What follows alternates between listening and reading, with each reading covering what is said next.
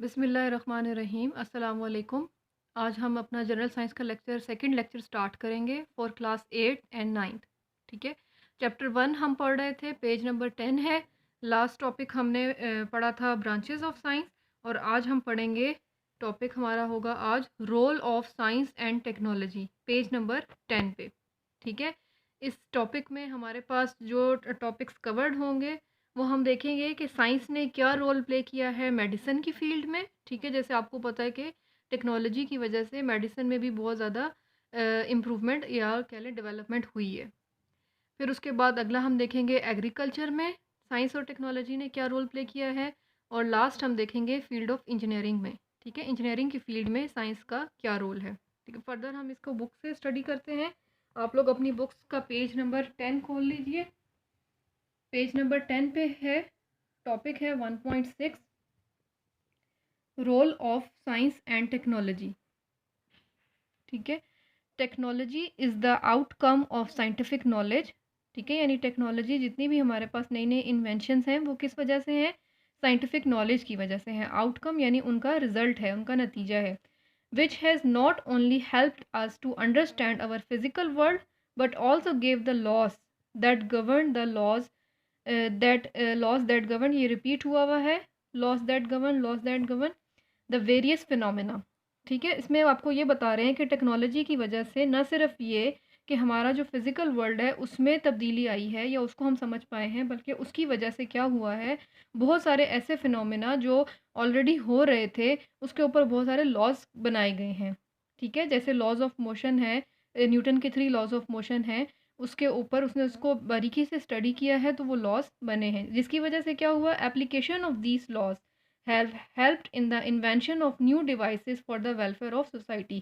अब in laws की मदद से क्या हुआ, एप्लीकेशन यानी इनका जो जहाँ पर ये अप्लाई किए गए, इन लॉज को जहाँ जहाँ भी अप्लाई किया गया उसकी वजह से क्या हुआ, new devices, invention of new devices, नई नई चीज़ें बनाई गई। उसका क्या फ़ायदा हुआ, वेलफेयर ऑफ द सोसाइटी, उसकी वजह से माशरे में तरक्की हुई या माशरा ग्रो किया, आगे बढ़ा। आगे देखें, the science has played the basic role to improve the standard of living. ठीक है, जाहिर सी बात है कि जब पहले गारों का दौर था या उसके बाद भी जैसे जैसे तरक्की हुई है, जैसे जैसे साइंस आगे बढ़ी है, उसी तरह स्टैंडर्ड ऑफ लिविंग भी चेंज हुआ है। ठीक है, आज हर काम मशीन्स पर होता है, चाहे घरों में, चाहे दफ्तरों में, चाहे स्कूल्स में, कहीं पर भी हर काम मशीन्स पर होता है, और मशीन्स क्या है, साइंस का ही एक हिस्सा है। इन द फील्ड ऑफ एग्रीकल्चर, अब वो आपको फील्ड्स बता रहा है कि किन किन फील्ड्स में साइंस ने तरक्की की है जिसकी वजह से वे ऑफ लिविंग चेंज हुआ। In the field of agriculture में industry, transport, communication, computers, television, drugs and construction. ठीक है, ये सारी वो फील्ड्स हैं जिसमें साइंस की बहुत सारी इन्वेंशंस हमें डेली लाइफ में नज़र भी आ रही होती हैं। The technology has brought a drastic advancement affected the human society. ठीक है, उसकी वजह से क्या हुआ कि बहुत ज़्यादा एडवांसमेंट हमें नज़र आई, एक बड़ा एडवांसमेंट का काफ़ी ज़्यादा बहाव है, जिसकी वजह से ह्यूमन सोसाइटी बहुत ज़्यादा अफेक्ट होती नज़र आती है। अब इसने बहुत सारी फील्ड्स आपको बताई हैं, एग्रीकल्चर, इंडस्ट्री, ट्रांसपोर्ट, लेकिन बुक में आपको सिर्फ 3 फील्ड्स के मुतालिक बताया जा रहा है, या 3 फील्ड में साइंस का रोल डिस्कस किया जा रहा है। नंबर 1 है एग्रीकल्चर। ठीक है, एग्रीकल्चर आपको पता है कि काश्तकारी का जो निज़ाम है, और पाकिस्तान वैसे भी एक एग्रीकल्चर कंट्री है जिसमें बहुत ज़्यादा काश्त होती है, बहुत सारी फसलें काश्त की जाती हैं डिफरेंट। ठीक है, तो उसमें साइंस ने क्या रोल प्ले किया, द यूज़ ऑफ मशीन। सबसे पहले जो मशीन्स यूज़ होती हैं काश्तकारी में, जैसे आपको पता है ट्रैक्टर्स हैं, स्क्रैपर्स हैं, हार्वेस्टर्स हैं, थ्रैशर्स हैं एंड ट्यूबवेल हैं। ये सारे वो मशीन्स हैं जो कि इसमें काश्त में काम आते हैं। किसी से ट्रैक्टर से ज़मीन हमवार की जाती है, या डिफरेंट जो हमारे पास जैसे ट्यूबवेल हैं या हार्वेस्टर हैं जिसकी मदद से दाने जो हैं वो बीज बोया जाता है। पहले ये काम सब हाथों से होते थे, बहुत ज़्यादा मैन पावर इन्वॉल्व होता था, बहुत ज़्यादा मज़दूर होते थे या काश्तकार होते थे बहुत ज़्यादा जो ये काम कर रहे होते थे, लेकिन अब ये एक मशीन से एक बंदा काफ़ी बड़े पैमाने पर काश्तकारी कर पाता है। And tubewells have greatly help the man to get maximum production. ठीक है, उस वजह से 10,000 मतलब 10 लोग लगते थे तो जाके एक खेत बनता था, अब एक अकेला बंदा भी जो है वो पूरे खेत को मशीन्स की मदद से ग्रो कर पाता है। उसकी वजह से क्या हुआ, मैक्सिमम प्रोडक्शन प्रोडक्शन ज़्यादा हो गई। The use of pesticides, insecticides and fungicides has serve the crops from conventional diseases. ठीक है, ज़ाहिर-सी बात है, पहले अगर कोई फ़सल ख़राब हो जाती थी तो उसका कोई इलाज नहीं था, हल नहीं था। लेकिन केमिकल की फ़ील्ड में जब तरक्की हुई तो उसकी वजह से क्या हुआ कि काश्त के लिए भी दवाइयाँ जो हमारे पास मौजूद हैं, जैसे पेस्टिसाइड्स हैं, इंसेक्टिसाइड्स हैं, फंगिसाइड हैं, जिसकी वजह से ज़मीन, ये जो फ़सल है हमारी, वो बहुत सारी डिजीज़ेज़ से, बीमारियों से बच जाती है और ख़राब नहीं होती। इसी तरह आगे हमारे पास है, fertilisers are in no way less important than other technologies. ठीक है, इसमें क्या कह रहे हैं कि फर्टिलाइज़र्स को हम नहीं भूल सकते, फर्टिलाइज़र्स ने भी बहुत ज़्यादा एक अहम रोल प्ले किया है, ठीक है, टेक्नोलॉजी में। The use of fertilisers have increase the fertility of the soil and produce better crop. ठीक है, फर्टिलाइज़र भी खाद होते हैं जो कि ज़मीन को ज़्यादा बेहतर करता है कि अच्छी फसल उग सके और ज़्यादा मिकदार में हो सके। सॉइल यानी ज़मीन को फर्टाइल करता है। ऐसी ज़मीन जहाँ पर बीज बोने से फसल नहीं बन सकती थी, वहाँ भी फर्टिलाइज़र की मदद से चांसेस हो जाते हैं क्रॉप्स को ग्रो करने के। इसी तरह अगली फील्ड है हमारे पास, medicine.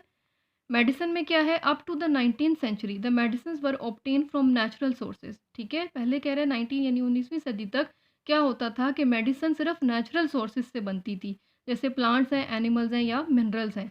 With the advancement in the field of biochemistry, लेकिन जब बायोकेमिस्ट्री में तरक्की हुई तो उसकी वजह से क्या हुआ, the drugs are being synthesised in the laboratories. अब जो है हमारे पास बहुत सारी मेडिसिन लेबॉर्ट्रीज में खुद से लोगों ने बनाना शुरू की।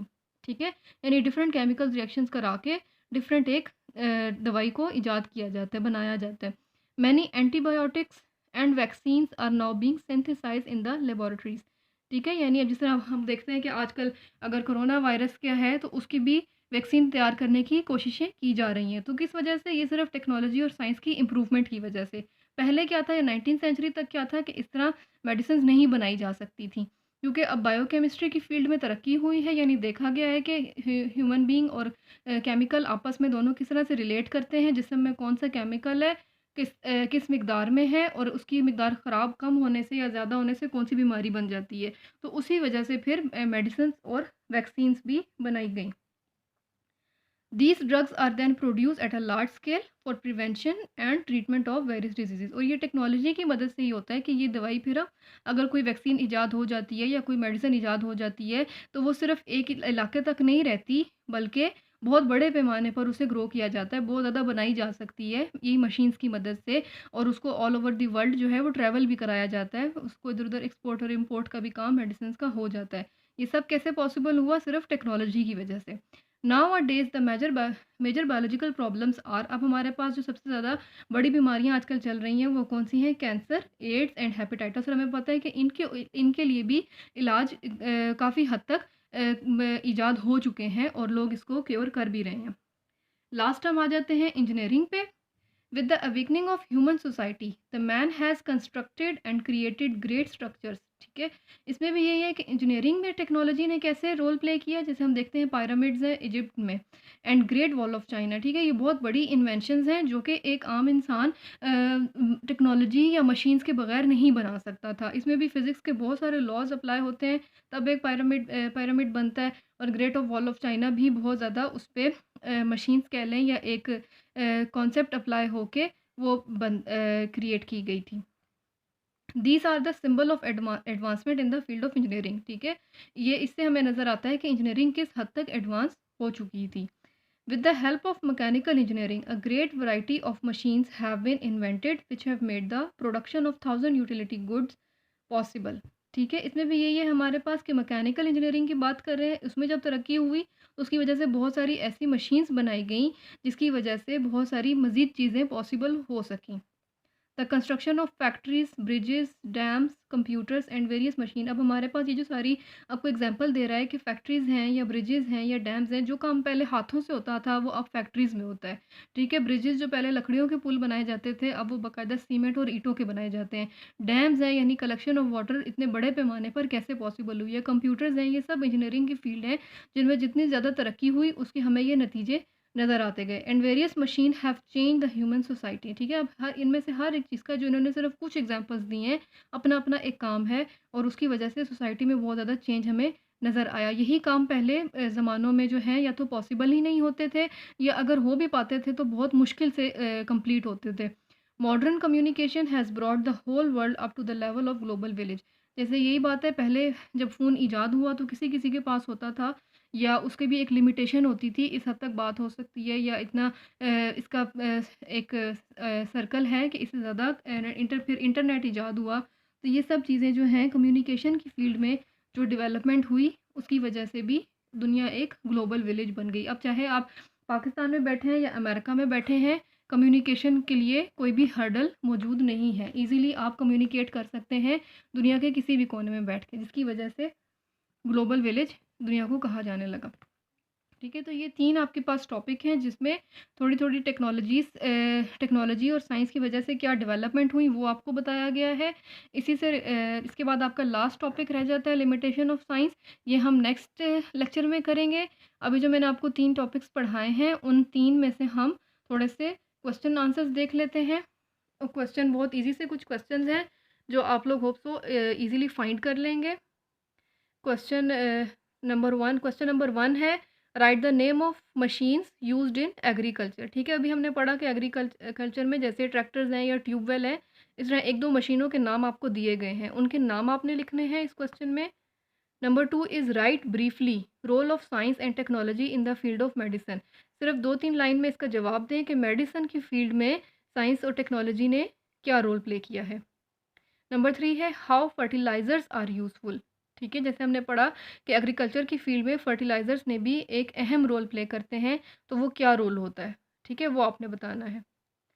फोर्थ है, right few advancement in the field of engineering. जैसे इंजीनियरिंग में भी हमने काफ़ी सारी एडवांसमेंट पढ़ी हैं, आपको पूरा पैराग्राफ लिखने की ज़रूरत नहीं है, 2 या 3 लाइन्स में इसका भी आंसर दें कि इंजीनियरिंग में कौन-कौन सी एडवांसमेंट हमने देखी हैं। जैसे हमने पिरामिड देखा है या ग्रेट वॉल ऑफ चाइना के बारे में पढ़ा है, या इसके अलावा हमने पढ़ा कि मशीन्स बहुत सारी इन्वेंट हुई हैं, जिसकी वजह से इंजीनियरिंग की फील्ड में तरक्की आई है। ठीक है, तो ये आपने इसमें ये लिखना है। लास्ट है, in which field science played an important role, in which fields. ठीक है, अभी किताब में आपने 3 फील्ड को डिटेल से पढ़ा है, एग्रीकल्चर को, इंजीनियरिंग को और मेडिसिन को। ठीक है, लेकिन इसमें आपने इन 3 के अलावा भी नाम लिखने हैं जो कि आपको बुक में दिए गए हैं कि किस किस फील्ड में साइंस ने रोल प्ले किया है।